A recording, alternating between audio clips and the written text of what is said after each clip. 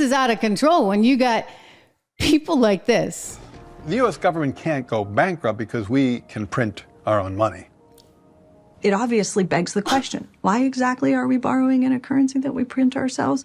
I'm waiting for someone to stand up and say, why do we borrow our own currency in the first place?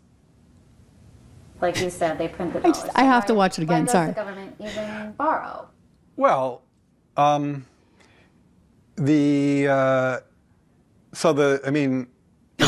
some of this stuff gets, some of the language and concepts are just confusing. I mean, the government definitely prints money, and it definitely lends that money. Confusing to you. The government definitely prints money, and then it lends that money by selling bonds. Is that what they do? They sell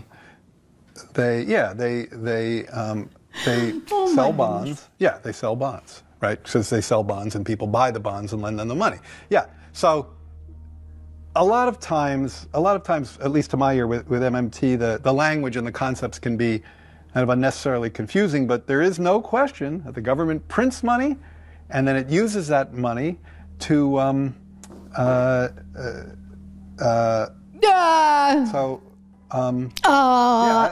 guess I can't really talk. I don't get it. I don't know what they're talking about. Like, because I don't get it. The government clearly prints money. It does it all the time, and it clearly borrows. Otherwise, I'm sorry. We can't watch this anymore. This guy is just too painful, right? I mean, but he's a music major. I got nothing against music majors. Hey, Alan Greenspan was a music major. He was a jazz, I think, musician. Saxophone, I believe so. And he was really into that and had a whole sort of life as a musician before he ever got into economics. Yours truly had a long background in music. I studied opera. I could play piano before I could even, I could read music before I could actually read.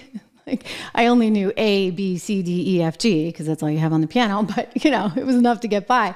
I mean, I think that there's obviously, some great things about music, and it can lend itself very well to the study of economics. But you know what?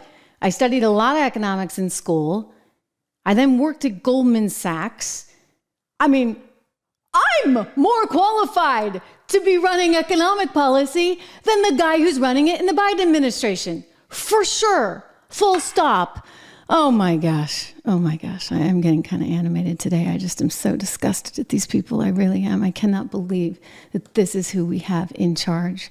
But it is what it is. And consequently, we're left with really bad news about our economy today. 175,000 jobs added. You can't find this anywhere. I'm looking for the bad headlines all over the media today. I don't see them. No, they're trying to spin it like, oh, it's good news. It's good news because now the Fed will definitely have to cut, thereby leading to even more inflation, which will be more problematic down the road. Here we go. New York Times, the Fed just got the hiring slowdown it wanted. Will it cut rates soon? So this is the spin that you're seeing. I saw it in AP as well. Wage growth and hiring slowed in April, prodding investors to slightly increase their bet on rate cuts this year. They all want a rate cut. I get it. You know what? Keep the sugar high going, right? Until the party ends, and it won't be pretty. 175,000 jobs added in April. Look at it. It's in orange on the screen. You compare it to where we were. I mean, we were upwards of 300,000. Let me just put it in perspective. 10 years ago, actually, longer, 12 years ago, I remember doing a story on how you needed at least 300,000 jobs each month with the economy. You need to add 300,000 jobs just to keep pace with the population growth. Well, given that we know our population growth has been exploding at the seams here with all of our new people arriving, undocumented, the illegals coming at 8 million just since this year, at least. You need a lot more than 175,000 jobs. You need a lot more than 300,000 jobs in order to keep pace with it. We're not keeping pace with it. Nothing is working right now. We do have stagflation. And so you got to be really smart about how you're investing. It's a big part of why I started 76 Research with my very good friend, Rob Horton, who has had a legendary career on Wall Street, worked decades on Wall Street, and just is a brilliant stock picker. And I said, so many people are asking me all the time, and I'm very macro oriented. And occasionally I give you guys, on the show, I try not to do it too much on the show. It's more within the research itself. And Rob is so steeped in the numbers. So we go over this together. And I tend to be like, historically, I've always been really pretty spot on in terms of these overall macro trends.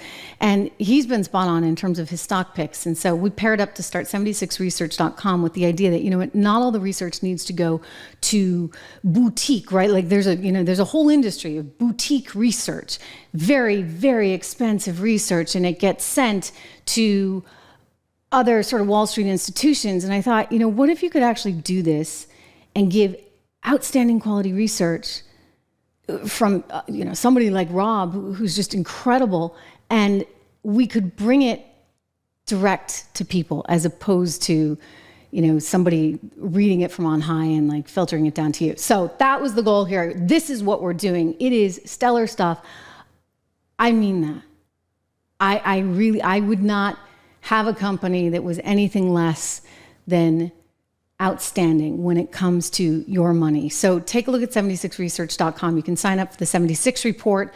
A lot of interesting ideas in there for investors, or you can get one of the model portfolios, which is where the action is, 10 to 15 stock picks. I just talked to Rob this morning. He's got the new the report coming out for all of them right now. So he's in the midst of that. There is a portfolio for those that are concerned about inflation. Obviously, you should be. A portfolio for people who want to make sure that they have some income, right? That you can generate some income off of your portfolio. And there's also a portfolio that is exclusive to sort of growth, but with the idea that, you're in it for a while. Like I don't believe in sort of in and out, although I will say that one of our picks that we came out with, one of the very first ones, while the market's been down like 0.2%, guess what? That one was up nearly 14%. So, hey, a little shameless plug if we could.